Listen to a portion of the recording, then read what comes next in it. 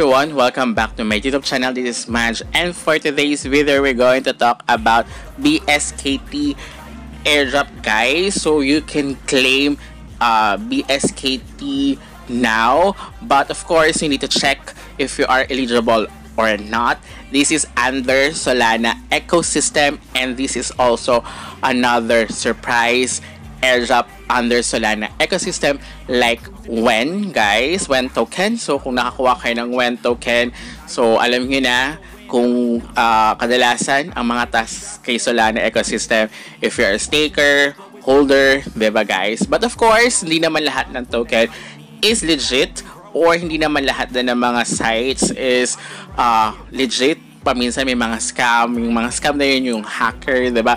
But of course, I will teach you kung paano nyo malalaman na okay ba, kasi may nakita ako, nababasa ako na sa mga post na syempre, nakakatakot talaga mag-link ng wallet sa mga D-apps kasi you never know if it is legit or not. So in this video, papakita ko sa inyo paano ba kayo makakapag-check kung okay ba siya or legit ba yung token na yun or the app na yun, guys. Under Solana ecosystem, guys, okay, under Solana ecosystem lang ito, guys, but other ecosystem I don't know pa, but here, kaya wag kayo mag-skip. Stay tuned until the end of this video para nyo malalaman kung eligible kayo, ano bang criteria for judging dito, guys. Kaya before we jump into it, make sure you like this video, subscribe to my channel if you have not already, and ring that notification bell so you always be updated to my upcoming videos and off-the-clock episodes. So, si BSKT is a basket of assets in a portfolio bridging liquidity. So, nakita nyo naman yung kanina, diba?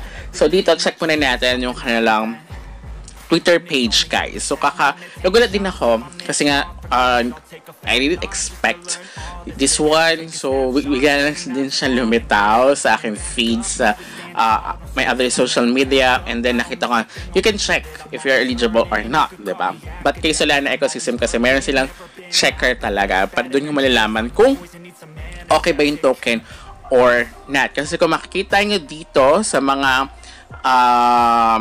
comment section dito is they are not syempre nakakatakot talaga mag-link kasi once na compromise ang inyong wallet, kadalasan hindi nyo na siya pwede maibalik. Okay?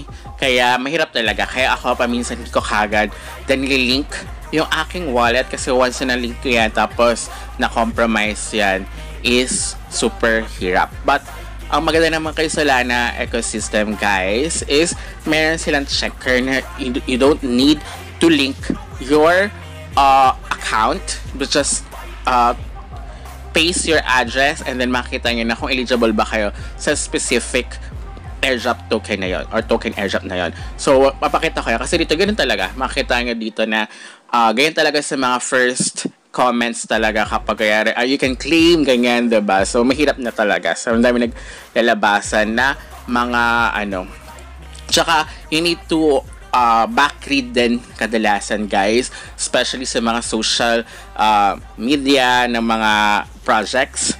At makita nyo dyan, especially this one, nakita nyo, diba, yung we are familiar kay Bonk, diba? So kung ni-repost siya ni Bonk, so nakita nyo a huge admiration for the Bonk. So and then nakita nyo si Bonk, so pag kinilik nyo yan, so nag-repost si Bonk ng regarding dito kay BSKT, which is kasi isa sa mga requirements if you are a holder ng Bonk or nakakuha ka ng Bonk Mass last year, if you do the Bonk rewards or Lock Bonk, so mga ganyan, is isa kayo sa pwede nyo i-check na eligible kayo for the airdrop. So at ang maganda naman dito, fix yung ibibigay nilang BSKT, guys. So ito yung dapat na, actually ko pa napapost yung regarding kay Smart Layer kasi I'm very very disappointed kay Smart Layer. Dapat ito yung ginawa ni Smart Layer, guys. So may laman nyo yan in other video kung ano bang nangyari kay Smart Layer. But now, it's all about BSKT. So at least dito, fair na kapag eligible ka, you will get a specific BSKT token na kung ilan. So, nakita nyo naman, diba? And then, nakita nyo dito, sinasabi nga, is you can check nga kung gusto nyo malaman kung eligible kayo dito sa Solana Checker. So, as you can see, dito ako nag-check. So, ipapost nyo lang dyan yung address and then makita nyo. So, actually, ito yung mga napalagpas ko. Like, yung PETH, yan, yung Bonk dati, yung FOMO. So, here, nag-start na ako kay Wen. Nakakuha ko. So, nakapanood yung video ko last time. And then, now, ayan. So, nagbibigay din naman ito ng kapag kinilik yung claim dyan, itadirect kayo sa mismong page ng claiming. Kung kanina, kung nakita nyo sa first part of my video, yun. So, nakita nyo 400,000. So, worth $15 as of the moment. So, I hope, pero, nakita nyo dyan vesting, guys. May nakita kayo word of vesting.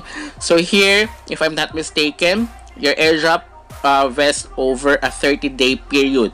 You can claim daily or claim your entire allocation at the end of the 30 days. So, pwede kayong mag-daily. Pagkakintindi ko, guys, pwede kayong mag-daily or pwede nyo siyang i-claim ng isang baksakan lang. So, let's hope na pwedeng ganon. So,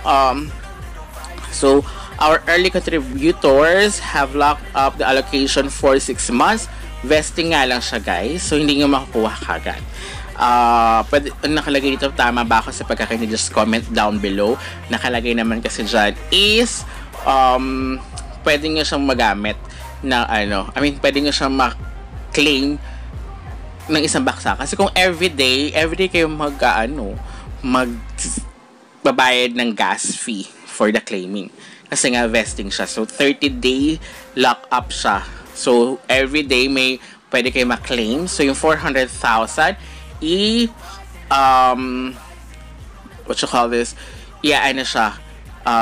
hahatiin siya within 30 days. Diba? So, ayan. So, basahin nga lang din dyan lahat ng details regarding BSKT token. So, pati even the white paper and everything, guys. Pag kinilik yung claim dyan, it just launched the app, guys. But, of course, before that, make sure na naintindihan nyo yung vesting details na nakalagay dyan, guys. Okay? So, dyan yung overview. So, once na kinilik yung launch the app, so, mapupunta kayo. So, nandyan yung BSKT price. But you can also check the CoinGecko pag nandun na siya. And then, nakalagay din kasi sa Twitter, di ba? Para may nag-comment dahil nga they are scared na i-link. Sabi niya, okay na naman kung ayaw nyo i-claim, you can purchase it sa Jupiter, the app. Which is, pag nasa Jupiter naman, na the app na yung mismong token, it means okay naman yung token na yan. Diba? So, something like that. And then, ayan. So, 13,333.3,333 every day, yan yung makaklaim nyo, guys. So, sabi naman doon, if I'm not mistaken, kung yun yung pagkakaintindi ko, pwede nga siyang pwede nga siyang isang baksakan na lang. Kasi kung everyday siya, check din natin kung magkano ba yung ating magiging gas fee. At minsan kasi depende rin niya everyday kung magkano magiging gas fee. So, makukuha niya lang is 13,333. So, 0.50, diba? So, ang magiging gas fee niya, bukod dyan sa network fee na maliit, pero meron pa siyang ganyan 0.00383. So, kailangan malaki-laki rin yung pang gas fee nyo dyan, guys. Kapag everyday kasi 30 days eh. So, times nyo yan kung 0.003. So, check ko kung pare-parehas makadala. Paminsan kasi, depende yan sa diba? Sa busyness or sa dami ng nag-claim, diba? So, pwedeng it's up to you. Kasi yung iba, sabi sa akin, is everyday na lang sila. Kasi may unang lumabas na within 7 days lang daw, diba? So, but ako, I will check first. Kasi sayang naman pag gas fee, diba? Kung 0.50 yung worth niyan, tapos mas taas pa yung gas fee, diba? But pero kung if you believe in that particular project na katulad nyo ngayon na tumataas, diba? Pwede naman, diba? Na you take the risk. Kung talagang risk taker ka. Pero ako kasi, if you watch my previous video na sinasabi ko lagi na, hindi kasi ako ganun. Nasa conservative type. So, hindi ako masyadong risk taker talaga. So, but I will wait for until 30 days na lang. Yung naman nakalagay doon.